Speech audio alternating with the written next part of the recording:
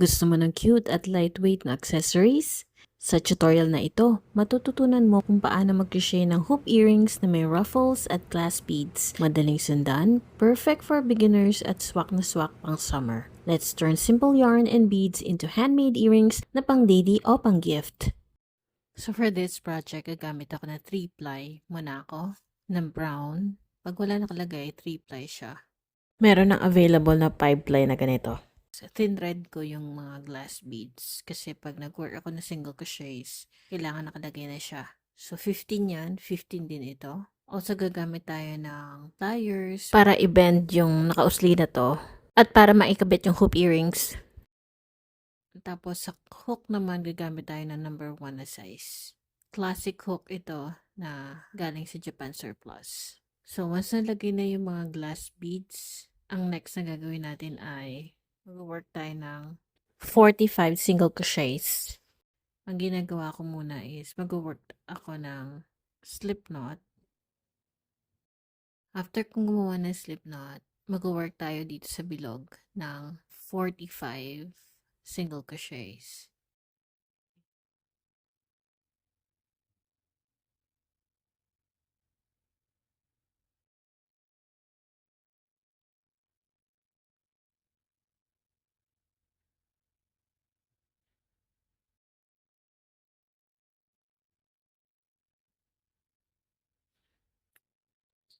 So, kailangan meron tayong 45 single crochets. Okay, so once may 45 single crochets na tayo, chain 1, turn, tapos into the same stitch, mag-work tayo ng 1 single crochet. 1 single crochet into each of the next 15. So, bali dapat meron tayong 15 na nagawang single crochets. Tapos yung next 15 naman, dun tayo mag-i-insert ng glass beads. Pero kailangan naka-insert na siya sa yarn. So, dapat up to 15. Itong ginagawa natin is yung part na likod ng ating earrings. So, pag-start ng pag-insert ng beads, pa isa-isa lang yan. Unahin natin to. Insert into the next stitch. Yarn over. Pull up a loop, yarn over, and pull through 2 loops. So, ganyan ang itsura niya sa harapan. So, ulitin lang natin. Kukuha ulit tayo ng isang beads. Kailangan talaga nakakabit siya sa yarn. Tapos, insert into the next stitch. At saka natin, yarn over.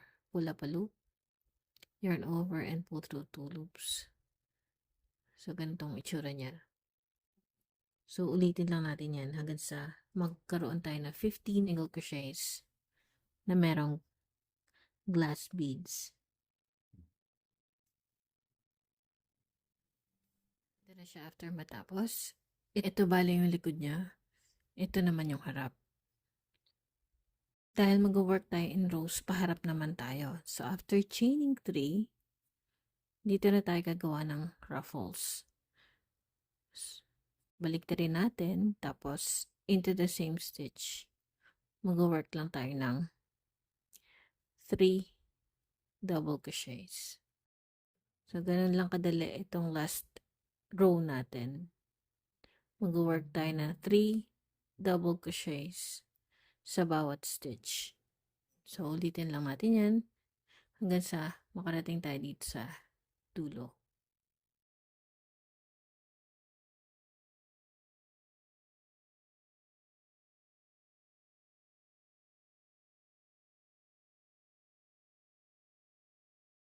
After yan, chain 1 lang natin.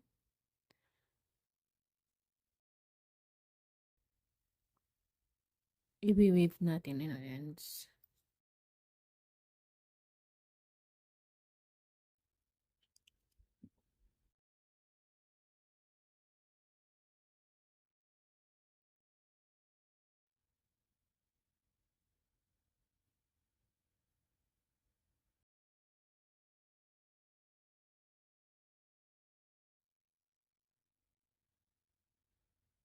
At ayan na, tapos na ang ating crochet hoop earrings with ruffles and glass beads tutorial. Sana na-enjoy mo ang paggawa at may bago kang idea na pwede mo gamitin o ibenta. Kung nagustuhan mo ito, don't forget to like, share, at isave ang tutorial. Happy crocheting and see you sa next handmade project!